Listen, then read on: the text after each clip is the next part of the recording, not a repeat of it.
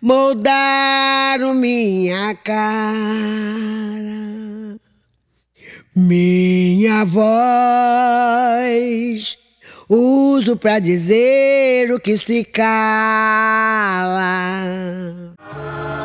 A história do Brasil, eu gostaria de dizer que uma frase do José Noé Rodrigues, que assim já tornou-se quase uma frase, uma afirmação assim geral, que a história do Brasil foi uma história escrita por mãos brancas. Tanto o negro quanto o índio, quer dizer, quantos povos que viveram aqui juntamente com o branco, não têm a sua história escrita ainda. E isso é um problema muito sério, porque a gente frequenta universidades, frequenta escolas e não se tem uma visão correta do passado da gente, do passado do negro. Então ela não foi somente omissa, e foi mais terrível ainda, porque ela, na parte que ela não foi omissa, ela negligencia fatos muito importantes e deforma muito a história do negro, quer dizer, tratando basicamente da escravidão e deixando de lado outras formas do negro viver no Brasil, como todo o processo de alforria que houve durante todos os 4 séculos de escravidão e principalmente com relação ao quilombo.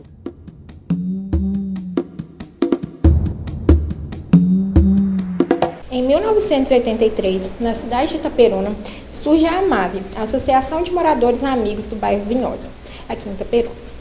Após um dos encontros, em uma conversa informal, surgem conversas pouco introdutórias sobre questões raciais. Um dos membros, José Luiz Ribeiro, possuía um livro chamado Fala Crioulo, de Haroldo Costa, que empresta para um dos seus amigos, Paulo César Mariano, mais conhecido como Cezinha. E chegando no dia 20 de novembro, Cezinha comenta que é aluno de Maria Beatriz Nascimento, que estudava na UF.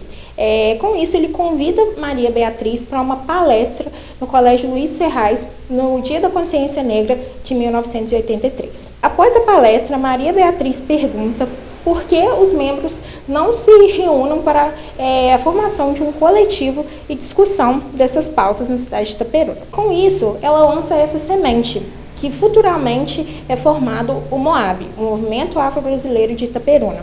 Na segunda metade da década de 80, o MOAB se forma e se oficializa, que inclusive é convidado pelas escolas de Itaperuna para participar de palestras e debates sobre questões raciais e combate ao racismo no Brasil, que executa essas atividades até hoje, inclusive participando do Conselho de Campus do Instituto Federal Fluminense de Itaperuna.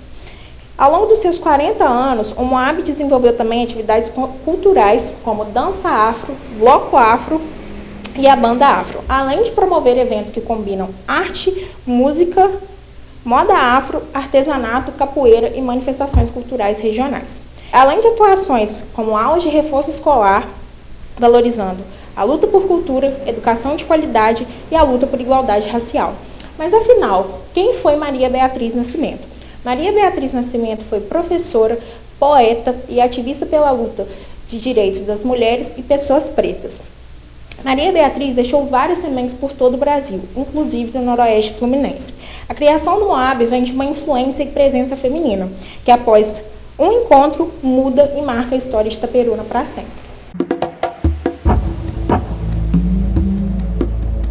Eu conheci o MOAB através das redes sociais, através do Facebook na época, ficava acompanhando algumas publicações e aí um belo dia eu entrei no grupo do MOAB Jovem, no WhatsApp, e comecei a participar de algumas palestras. Eles davam muita cortesia no grupo do MOAB Jovem para ir no SESI. Eu moro bem perto do SESI, nunca tinha frequentado tanto, aí passei a frequentar, passei a conhecer o pessoal do MOAB, passei a participar dos eventos do Afrofest.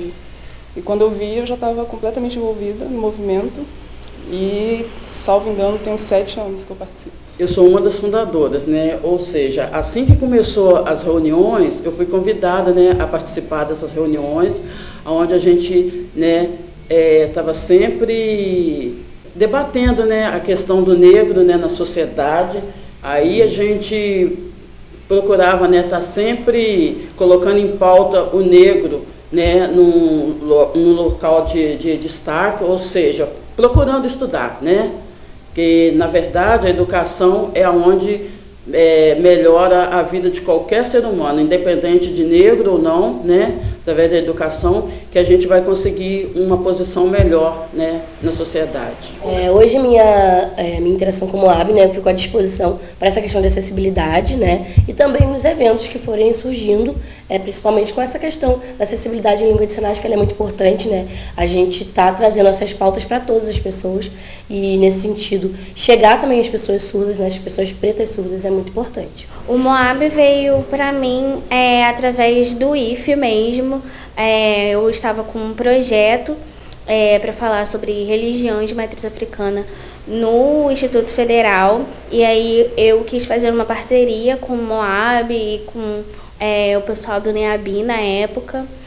E aí eu comecei a fazer parte das reuniões, conheci o pessoal, comecei a frequentar as reuniões, as festas, e passei também a fazer parte das ações, ação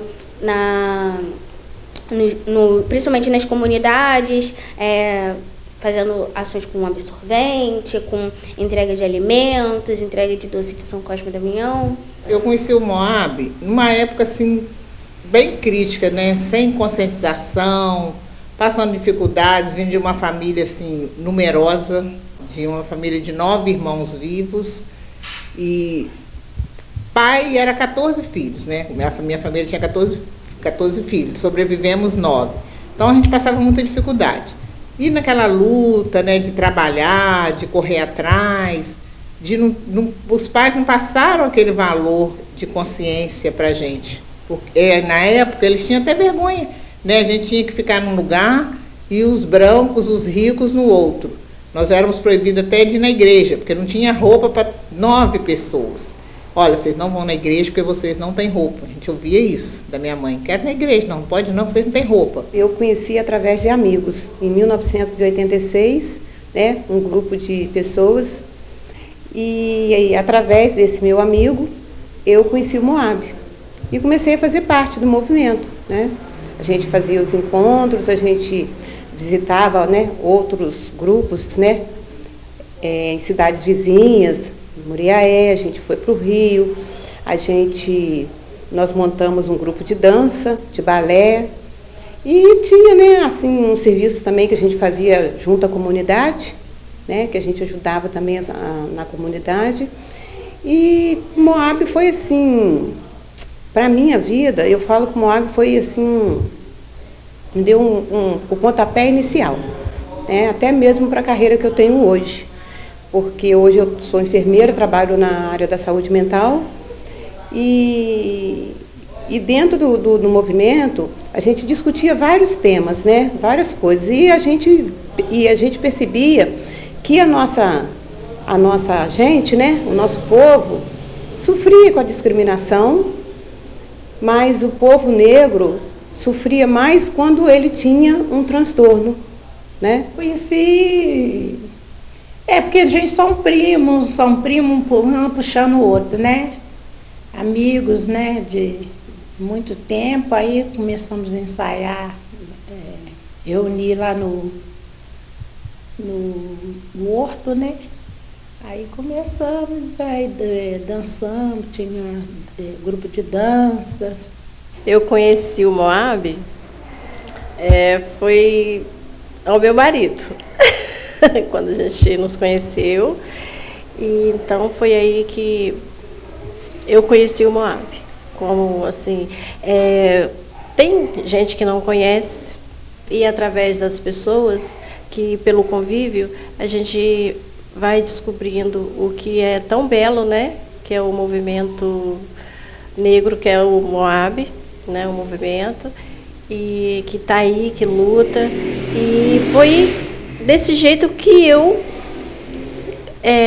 entrei no Moab, conheci o Moab. Moab, assim, me deu suporte, me deu coragem para eu poder lutar.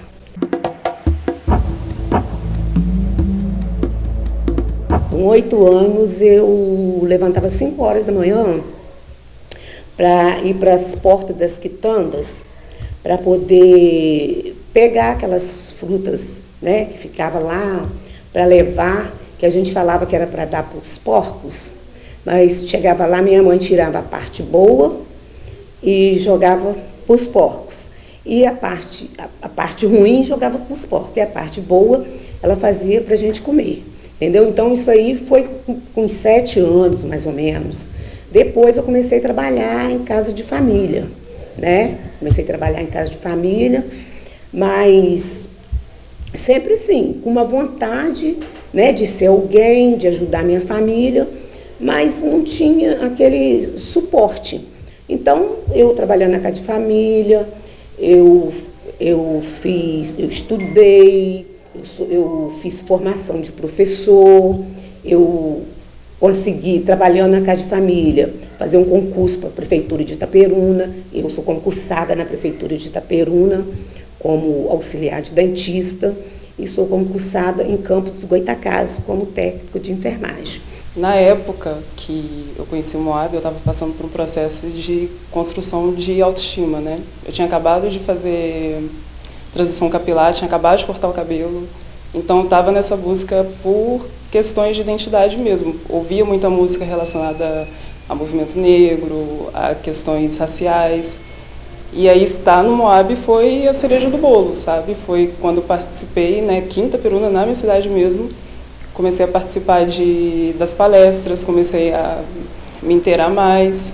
E era algo que eu sempre sonhei, que eu sempre busquei, e que eu não imaginaria que dentro da minha cidade eu poderia participar de um movimento tão grande, tão importante quanto o Moab, e acabou acontecendo. Estava como servidora temporária no Instituto Federal, e aí eu percebi que eu era a única pessoa preta nas conversas, nos almoços, nos rolês, nas mesas redondas, em todos os espaços que eu estava ali, eu percebi que eu era a única pessoa preta.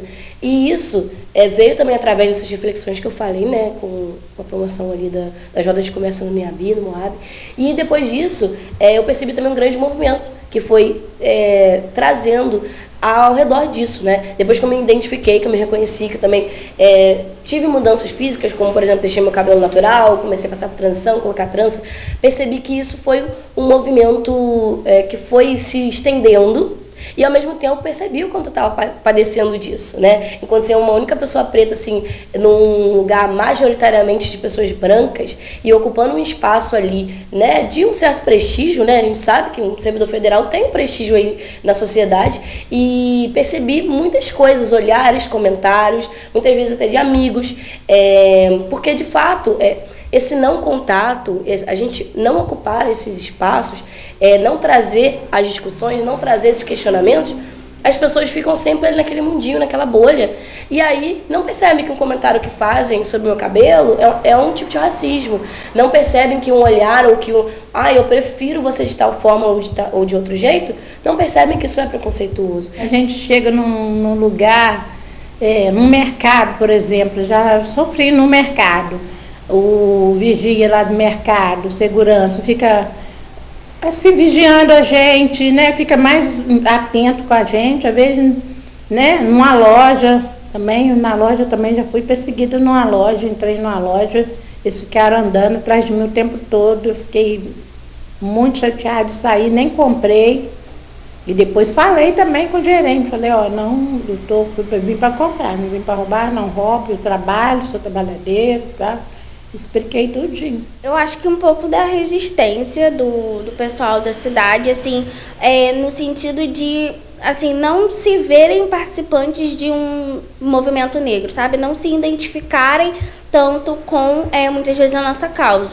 Então, eu, né, como estava fazendo um projeto principalmente ligado às religiões de matriz africana, eu achei que essa resistência, né, ela foi um pouco dura em relação ao projeto, mas em relação ao meu trabalho de conclusão de curso, não foi tanto. Eu consegui, apesar, né, dos alunos muitos serem católicos e evangélicos na turma, eles não ofereceram nenhuma resistência. Mas no quesito, né, da cidade em si, eu acredito que mais a resistência das pessoas em não se identificarem enquanto membros, enquanto ativistas também da causa negra. Essa luta constante eu levo para os meus alunos. Essa visão que eu tenho hoje, nessa noção, essa consciência, eu levo para os meus pequenos, né? Trabalhar os valores dos cabelos, né, que a criança não tem preconceito. A criança de pré-escola não tem preconceito. Mas eles escutam os adultos falarem, né, eles veem atitudes racistas, então eles às vezes transferem sem perceber que aquilo vai prejudicar o outro. E eu já trabalho ali. É muito difícil, mas acontece às vezes uma fala, o cabelo, falar do cabelo da coleguinha. Então a gente está sempre trabalhando isso desde a educação infantil. Seu cabelo é lindo, você está linda. Eles também, as meninas principalmente, gostam muito de imitar a professora. Tia, meu cabelo hoje está igual ao seu. Tia, o que aconteceu com o seu cabelo? Você fez isso hoje no cabelo. Eles observam. Então a gente tem que se valorizar, mostrar o valor para eles já desde pequenos. Você pode ver que o negro, ele dificilmente tem um emprego, né, de destaque, né? Ele está sempre assim na ala mais inferior. Aí já, com essas reuniões do movimento, foi aonde foi melhorando as coisas.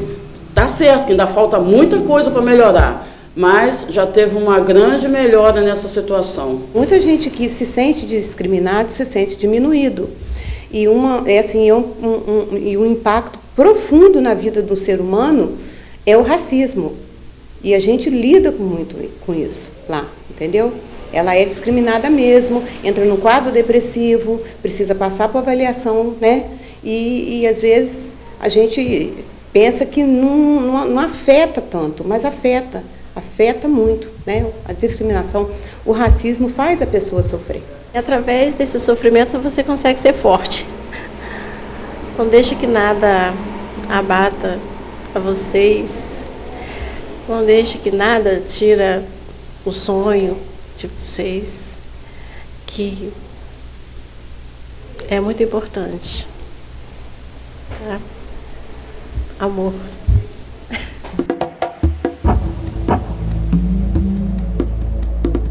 Eu separei, né, para falar aqui, né, uma personalidade, a Conceição Evaristo, que é uma mulher maravilhosa, né, uma escritora, inclusive agora acabou de tomar posse na Academia Mineira de Letras.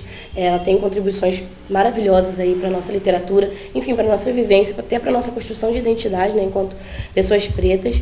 Mas você perguntou, né, falando do Moab, para mim, né, parte da minha construção de identidade enquanto pessoa preta foi, sim, pessoas reais, pessoas aqui do meu dia a dia, que eu tive contato, né, através do NEABI, através do Moab, que me fortaleceram e também me fizeram me identificar enquanto pessoa preta, né.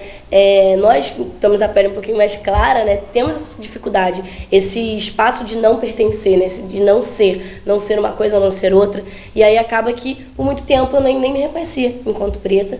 E depois desse contato, né, com pessoas reais, como eu estou falando, né, como nas rodas de conversa que a gente teve maior acolhimento, a presença do Moab pelo Gabriel, pelos amigos que ele também trouxe, foi meio que através disso, né, que eu me identifiquei. E aí, pensando numa personalidade, né, numa pessoa assim conhecida amplamente, eu separei a Conceição, principalmente porque eu gosto muito de um termo que ela usa, que é escrevivência, né? Eu gosto de escrever também, eu escrevo poesias, e eu acho que é muito isso, né? A gente não tem como escrever coisas muito fora do que a gente vive. E eu gosto muito do que ela traz, né? Porque a escrita dela é muita realidade, é muito a vivência mesmo, a nossa vivência, a vivência dos que vieram antes da gente. E é exatamente uma denúncia, né? Não é, como ela mesma diz, né? A escrita dela não pode ser história para se ninar os da casa grande, né? Não, a gente quer, de fato, perturbar esse sono injusto, parece que ela fala que eles têm, né? E é exatamente isso, né? Às vezes, quando eu falo, eu escrevo poesias, aí as pessoas, ai, que lindo. Não, eu não acho que os meus textos são exatamente lindos. Eu sempre trago ali um sentimento que muitas vezes é de revolta, né, e de denúncia. E eu acho que é isso, né, a gente não ficar também só assim acalentando. A gente tem que de fato denunciar e falar as coisas, as nossas dores, as nossas vivências, e que sim, as nossas vivências também são potências, mas a gente também padece de muitos males, né, que a gente ainda sofre por conta do preconceito, enfim.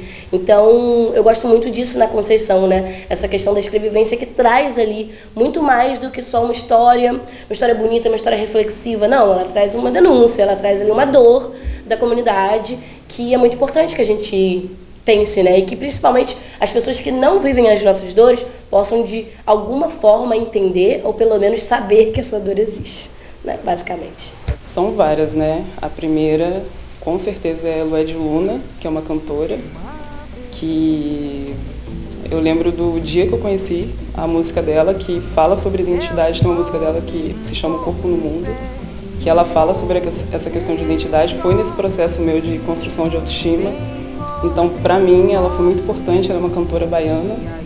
E, aliás, essa música dela, Um Corpo no Mundo, ela fala sobre como era para ela ter saído de uma cidade, né, Salvador, que é uma cidade completamente preta, e ter ido para São Paulo e precisar se reencontrar lá, precisar buscar a sua identidade lá, um local completamente diferente de Salvador. Então, para mim, que estava nesse processo de iniciando na faculdade, um local completamente diferente, com pessoas diferentes, ter conhecido essa música e a estética dela, ela na época já tinha cabelo black, né, usava roupas assim que remetiam a essa questão afro, para mim foi primordial. Eu sou um corpo, um ser, um corpo só. Tem cor, tem corte, e a história do meu lugar. E também uma poeta chamada Mel Duarte, que ela até tem um trecho numa música do Emicida, que ela fala: é mais do que fazer barulho e ver retornar o que é nosso por direito. Por eles continuávamos mudos, quem dirá fazendo história ter livro feito. E eu acho que isso tem tudo a ver com Moab, tem tudo a ver com a história do Moab, porque tudo que a gente faz, esse documentário também, principalmente, é revolucionário. É mais do que fazer barulho e ver retomar o que é nosso por direito. Por eles continuávamos mudos, quem dirá fazendo história ter livro feito. Entenda que descendemos de África e temos como legado ressaltar a diáspora de um povo oprimido. Queremos mais do que reparação histórica, ver os nossos em evidência, e isso não é um pedido. Chega de tanta didática, a vida é muito vasta para gastar nosso tempo ensinando o que já deviam ter aprendido.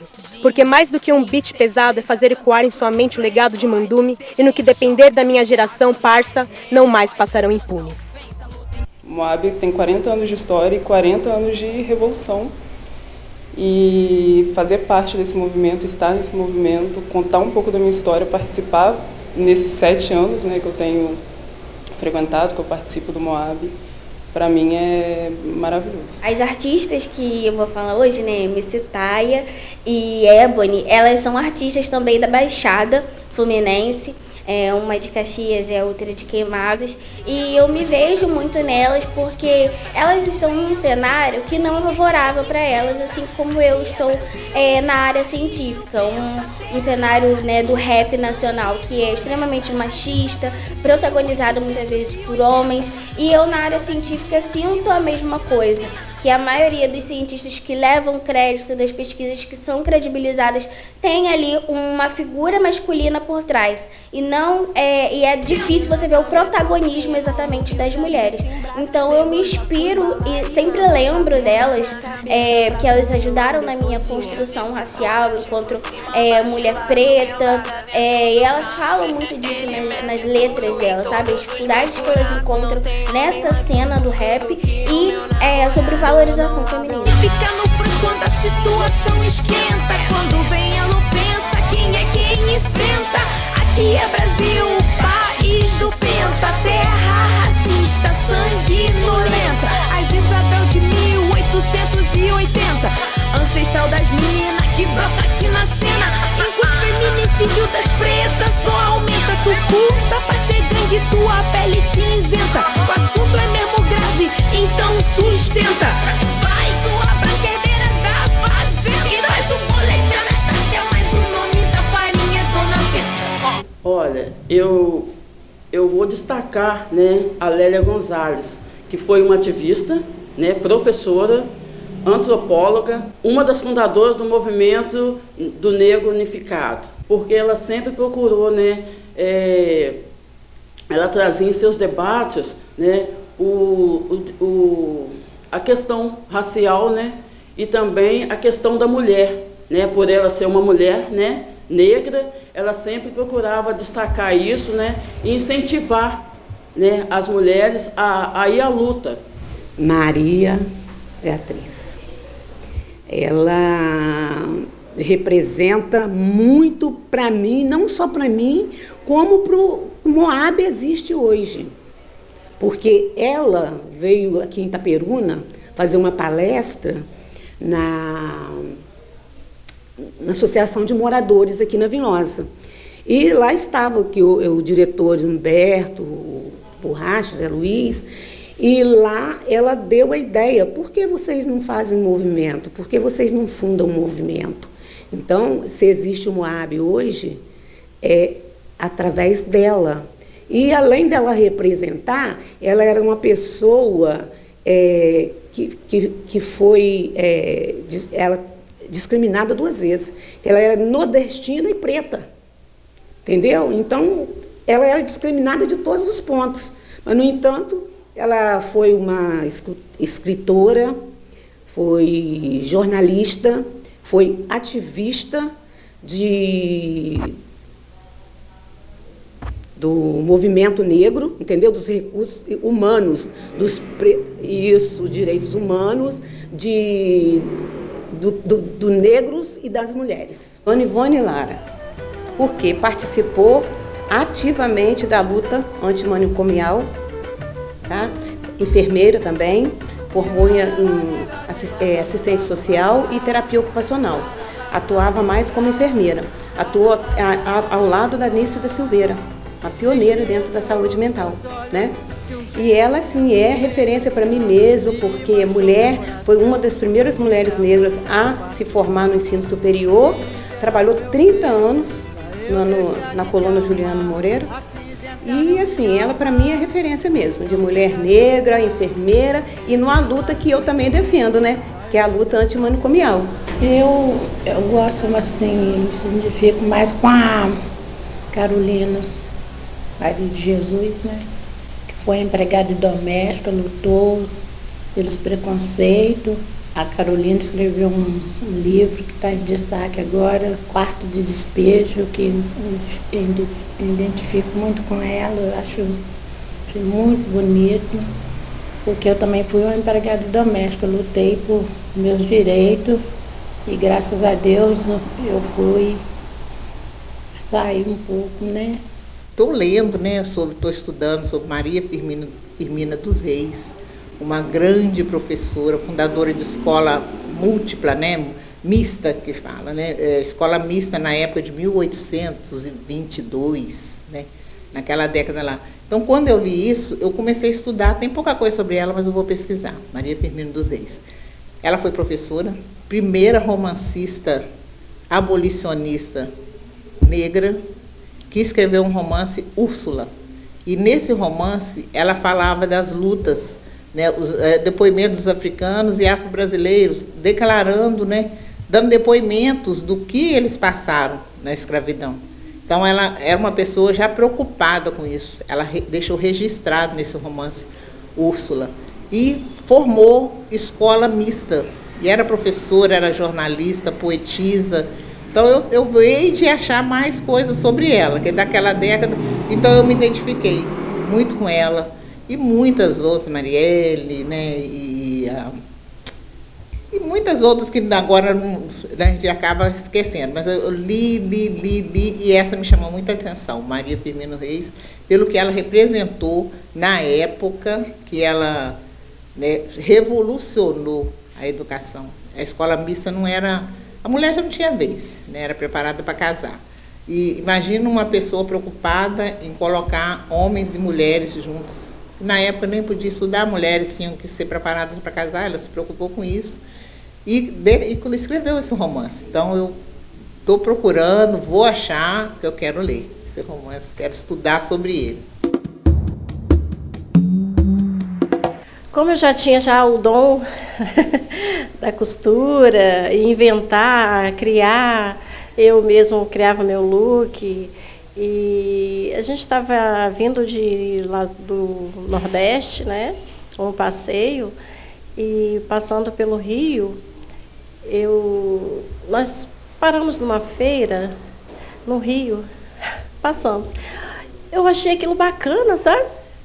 As pessoas ali usando turbante, tinha uma negra linda, usando, né, toda empoderada. E então foi ali, eu falei, gente, que maravilha, eu me achei ali. Eu falei, olha que maravilha. E passamos a conversar e conversamos. Ela me ensinou como eu colocava o turbante, como as pessoas não têm o cabelo afro assim, bem alto, né, para usar o turbante fechado, para ele ficar bem armadinho. Ela me ensinou como fazer, sabe? Bacana a beça. Então, aí, desde aí, eu comecei a fazer. Eu falei, poxa, eu vou fazer. Aí comecei a fazer. E, através disso, o Moab, né, que com o movimento ali do Moab Jovem, que fazia o desfile, né, que tem as festas do Moab, né, o Afronfest, e tinha os desfiles. Dali eu coloquei as minhas coisas lá, para eles conhecerem. Dali as modelos que viram o meu modelito, as minhas coisas, se interessaram muito e me pediu um apoio, me pediu para eu ajudá-las a se vestir. Elas se sentiram assim maravilhadas. Elas não queriam usar a peça que elas tinham preparado para levar, para usar. Então eu abracei. Sabe o que eu fiz? Eu abandonei ali a minha estande, que eu estava expondo, e fui ajudar.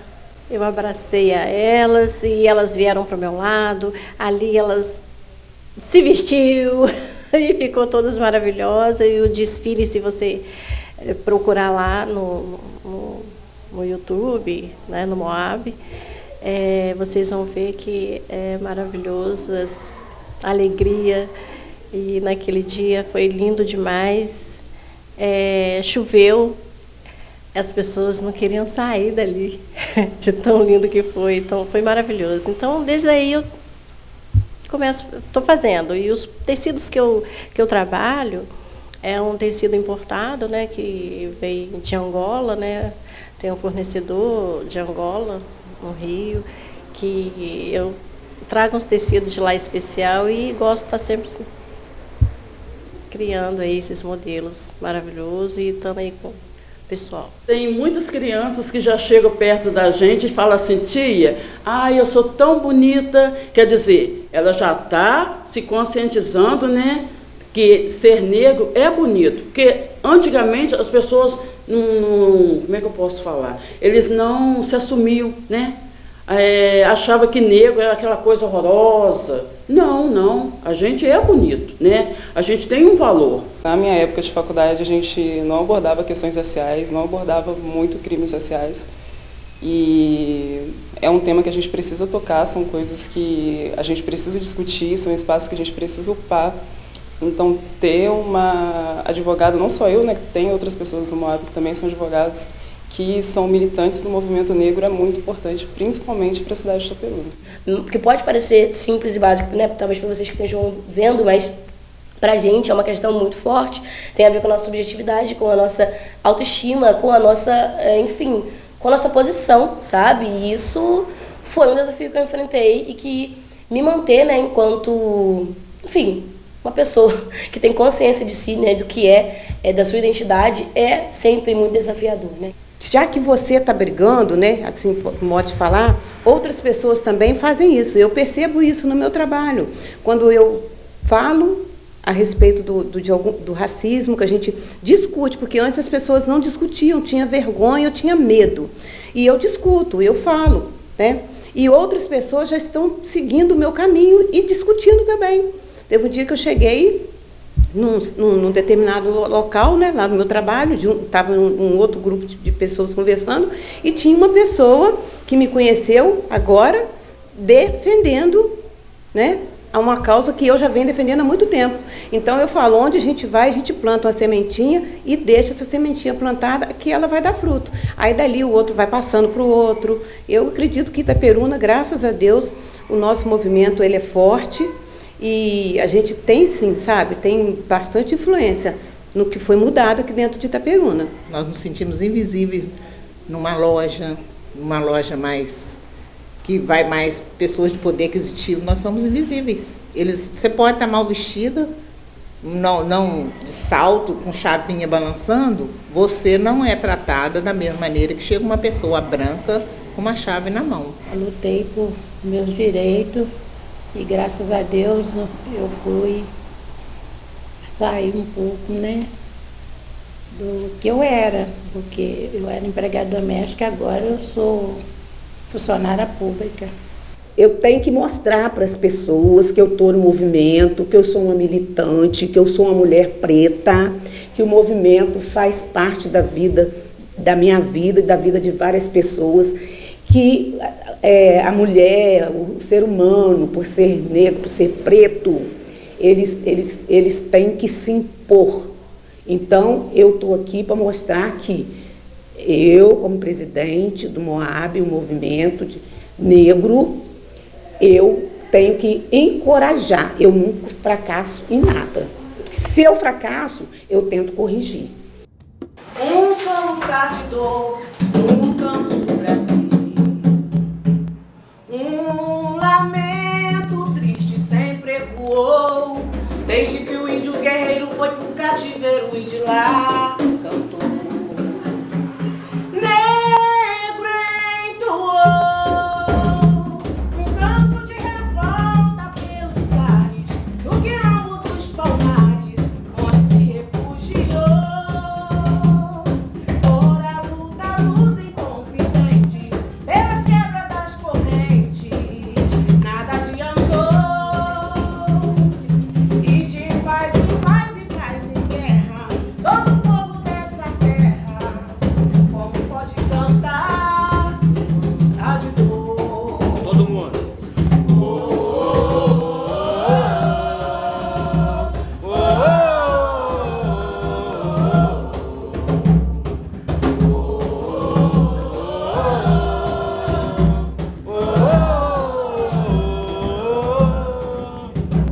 Ecoou a noite e dia, és um esplendor. Ai, quanta agonia, do trabalhador. E esse canto que devia ser um canto de alegria, sou apenas com um soluçar de dor.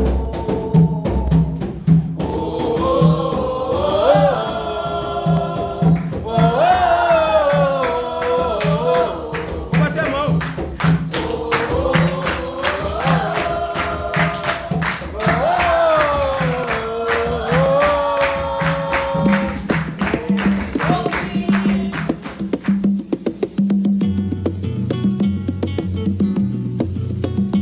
Ninguém ouviu um soluçar de dor no canto do Brasil.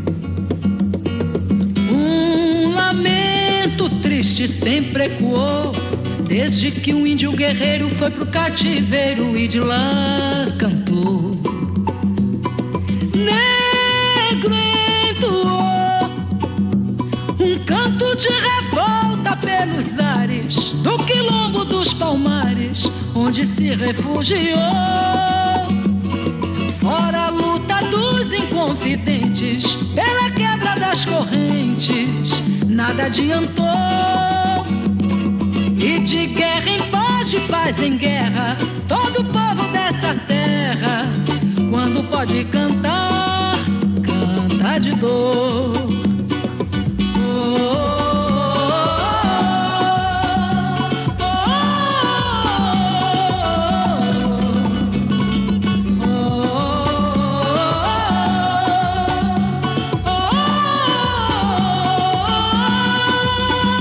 E ecoa a noite e dia, é ensurdecedor. Ai, mas que agonia, o canto do trabalhador.